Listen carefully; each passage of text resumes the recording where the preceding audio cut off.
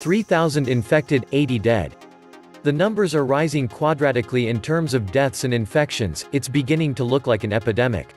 Professor Gabriele Leung of Hong Kong University has estimated that there are already 44,000 cases in Wuhan. A number consistent with the all-estimated 50,000 beds being occupied. 52 million in quarantine and basically a shutdown of China's major holiday, make me think the numbers don't match the extraordinary actions being taken. Shut down the economy, seal off cities, risk a national and global financial crash to save the old and the sick in communist China. This virus is nothing ordinary, and I suspect it's a military-grade weaponized virus. Epidemiologists are suggesting the virus in US is fourth generation.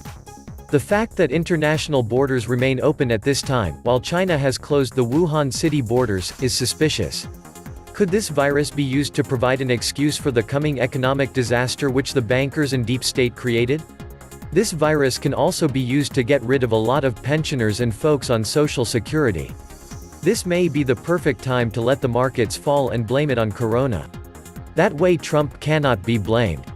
Later in the year, the Fed can engineer another market rise in time for the election. This should work in a country that has the 15-minute attention span and memory of a 4-year-old. Nothing to see here. Just the flu. But the Chinese risk crashing their economy, whose creation has been job number one for over 30 years. It doesn't quite add up. Now things are getting interesting. When the Chinese put off the opportunity to make money, you know something's going on. And not one single mention in the press that this could be an escaped bioweapon stolen from Canada. As CBC reported that a Chinese bio-researcher, and her husband, who were working with this virus in the Canadian Level 4 bio lab, were escorted out of the lab country and deported back to China last July. The virus suddenly appears in Wuhan, where the Chinese couple continued their work as Wuhan gets its Level 4 bio lab. Then the communist government seals of entire cities and shuts down the freaking economy. It's not the money printing, demographics, etc. that will be bringing down the world economy this time. It's the Wu-Tang flu. Not a world war this time. We'll use a flu pandemic as cover. Welcome to the Atlantis Report. The Wuhan coronavirus is a novel virus. No one has any immunity to it, so everybody is vulnerable to it. It appears to be airborne, no matter what WHO is saying, it appears to be highly communicable. There is a long incubation period of up to 14 days, with the average being about 10. It is contagious before symptoms appear, so people are spreading it around while they are feeling fine, going to the office, going to Home Depot, going to the movies, and are unaware they are infected and contagious. Then they get sick and within a few days get much sicker, become frightened and go to the emergency room, masses of them at the same time. Health and emergency services go first, followed closely by everything else. Even if the mortality rate is fairly low, and I'm not entirely convinced of that, the ensuing shutdown of everything is, in itself, dangerous. With help unavailable, people are going to die of what are, under normal circumstances, easily treatable misadventures like appendicitis, infected wounds, complications of childbirth, etc., or acts of violence in a time of anarchy. There are only about 3 days' worth of food at any one time, in any city, and the shelves in stores are going to be bare. Clean, potable water might become a problem. The power grid could go down. Do you see what I'm getting at here? It wouldn't hurt to have at least a few weeks of emergency supplies on hand. And what makes this disease so difficult for me to evaluate is that I do not trust the official numbers coming out of China. The CCP sees this as a political dilemma and not a healthcare issue. What makes it even more tricky is how to handle the public relations disaster that will result if it turns out that the virus was actually stolen from a Canadian research facility and intentionally weaponized. They will lie to save face. They will lie to retain control of the population. Basically, the Chinese government is not trustworthy in this situation, and it is not unreasonable to assume the worst case with this disease. The perfect virus was ready for some time. It spreads very well. It is lethal at the right point because if it is too lethal, it stops spreading. The paranoia with Iran has ended, and they are now ready to carry out mass extermination. I don't see how it can be stopped. Indeed, in the general chaos other viruses will spread, it's the end. Irrational exuberance in the markets is at a peak, or close to it. Something will trigger a panic eventually. It might be this flu outbreak, if not, a torpedoed tanker in the Strait of Hormuz, terrorists blowing up a building, Deutsche Bank going belly up, a politician getting assassinated, Greta Thunberg losing her virginity, something. It won't take much to start the repricing of risk assets to the downside. The black swan appears. They, the 1%, the Illuminati, whatever you want to call them, will not admit the truth until we, the little people, are all in danger of becoming infected. If it gets really bad, they will bail for New Zealand or fall back estates and gated communities closer to home. China is indeed in a grave situation, like Xi says. They stole viruses, possibly this virus, and worked on weaponizing them in Wuhan. Maybe accidental release because the facility is Chinese-made, Chinese-controlled. The following story was published by CBC.ca on July 14, 2019. Dr. Shangguo Chu, her husband, Keding Cheng, and an unknown number of her students from China were removed from Canada's only Level 4 lab on July 5, CBC News has learned. A Level 4 virology facility is a lab equipped to work with the most serious and deadly human and animal diseases. That makes this lab one of only a handful in North America capable of handling pathogens requiring the highest level of containment, such as Ebola. The top researcher got removed with her staff. When I heard that story during the summer, I was like, huh? Such a high-profile case of espionage? Barely a mention anywhere. Worked with the most sensitive of materials and traveled to Wuhan at least 5 times. There is no doubt that these events are related. That's what the fuss is about. That's why World Health Organization and all are downplaying this because, as people, why are we allowing this dangerous crap to be researched in the first place?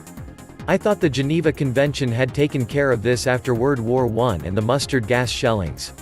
So researcher with ties to China which was recently escorted out of the National Microbiology Lab, NML in Winnipeg amid an RCMP investigation into what's being described as a possible policy breach. Security access for the couple and the Chinese students was revoked. Sources say this comes several months after IT specialists for the NML entered Chu's office after hours and replaced her computer. Her regular trips to China also started being denied. At meetings on July 8, NML staff were told the researchers are on leave for an unknown period of time. They were told not to communicate with them. Chu is a prominent virologist who helped develop ZMapp, a treatment for the deadly Ebola virus which killed more than 11,000 people in West Africa between 2014 to 2016. She worked with Gary Kobinger, who is now a professor in the Department of Microbiology and Infectious Diseases and director of the Research Center on Infectious Diseases at Laval University in Quebec. The researcher and her assistants were escorted from the infectious disease lab but not arrested. While there are few details available, experts say this could be a case of intellectual property theft or technology leakage to China. The National Microbiology Laboratory would have some pretty sensitive biological research material that could be shared either with or without authorization with foreign countries, said Gordon Holden, director of the University of Alberta's China Institute. The Chinese biological warfare facilities collaborated with Dr. Shangguo Chu within the context of Ebola virus. The Institute of Military Veterinary joined a study on the Rift Valley fever virus, too. While the Institute of Microbiology joined a study on Marburg virus. Dr. Shangguo Chu also collaborated in 2018 with 3 scientists from the U.S. Army Medical Research Institute of Infectious Diseases, in Maryland, studying post-exposure immunotherapy for 2 Ebola viruses and Marburg virus in monkeys, a study supported by the U.S. Defense Threat Reduction Agency. Dr. Shangguo Chu made at least 5 trips over the school year 2017-18 to the above-mentioned Wuhan National Biosafety Laboratory of the Chinese Academy of Sciences, which was certified for BSL-4 in January 2017. Moreover, in August 2017, the National Health Commission of China approved research activities involving Ebola, Nipah, and Crimean Congo hemorrhagic fever viruses at the Wuhan facility. It seems the Chinese got reckless with the virus and released it on the people of Wuhan. However, I got suspicious of the timing of this. I suspect the Chinese fell into a trap which was set up by the deep state with Bill Gates as the facilitator. This could be an intentional bioweapons release. Bill and Melinda Gates Foundation and others predicted up to 65 million deaths via coronavirus, in simulation ran 3 months ago. The UK, too, seems to have taken the lead on creating and generating the disease. Coronavirus. SARS-CoV Patent Office in the UK approved it November 20, 2018, filed back on July 23, 2015, and the assignee on patent Pirbright Institute. This assignee of this patent was the government-funded Pirbright Institute out of the UK. This could also be a bioweapon that was released by the Pentagon on China. Since 2017, the Pentagon has been known to operate biological laboratories around the world that are located on the borders of Russia, China, and Iran. Therefore, at least it cannot be excluded that the United States released the Chinese Archanemia virus in order to test its deadly virus on humans or even simply to want to kill large numbers of people. In recent years, the United States has established itself as the #1 mass murderer, who created entire terrorist militias such as Al-Qaeda or ISIS across borders, before rushing to help as a rescuer from terrorism as a global police force. In light of these connections, such a presumption of the spread of deadly viruses in China and around the world is initially an abstruse conspiracy theory for the Western press owned by the United States, but is not far-fetched. In 2018, it was revealed that the United States runs a biological weapons program in Georgia that is hermetically protected from the outside world and not under the control of international organizations. There are also another dozen such laboratories in Ukraine, where biological weapons such as deadly viruses are tested on humans as if they were laboratory mice. The nCoV 2019 virus targets the respiratory tract and causes cough, fever, and breathing difficulties. The liquid can be discharged from the lungs, the airways can be cleaned and dilated, and oxygen can be released through the mask. However, these are only ways of relieving the symptoms. Antibiotics are useless against viruses. If you have a virus, the doctor tells you to rest a lot and gives you a lollipop. Antibiotics only help against a virus. Your body's immune system is your only line of defense. The only real protection against external viruses is vaccines, but their development can take a long time and is not always effective. When the virus changes and the vaccine becomes unusable, the flu occurs almost every winter when doctors play around to guess which flu strains will spread this year. Some have speculated that 2019 nCoV is actually a Severe Acute Respiratory Syndrome (SARS) that killed nearly 800 people in Asia in 2002.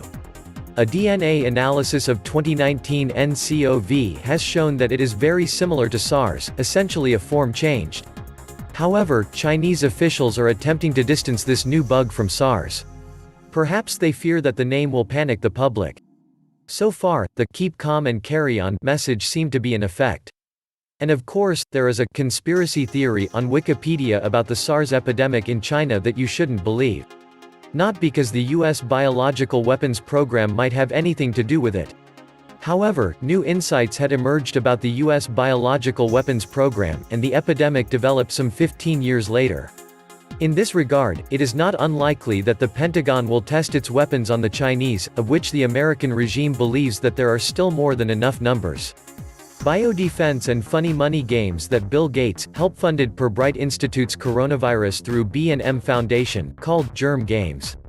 Gary Steingart's novel of 2010, Super Sad True Love Story, is set in a near future when the Chinese yuan is a global currency, and people all wear an apparat around their neck with Rate Me Plus technology.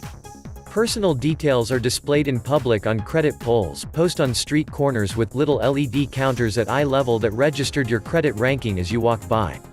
China has face recognition and credit score system in place already. Not science fiction anymore. The patent states, the coronavirus may be the use of vaccine for treating and/or preventing a disease such as infectious bronchitis in a subject. So basically, this is biowarfare against its own citizens in China and elsewhere. Create virus, spread it through vaccine as a cure, and rinse and spit. Money rolls in from government aid around the world and depopulation all rolled into one. The capstone allies are just so much more clever than us bottom feeders. Not. I'm concerned our media has nearly suppressed educating Americans, and by the time anyone gets around to thinking about this seriously, it may be too late. Early Saturday, I bought med-grade N95 masks, and then already, Amazon was nearly sold out of med-grade, only non-med grade was left. Smart folks would recognize it's prudent to prep food, water, stash a little cash, and be prepared to shelter in place if it shows up in your neck of the woods. Trump hasn't stopped air travel from China, neither has the EU. If this is real, the oligarchs are trying to murder us en masse. This was the Atlantis Report.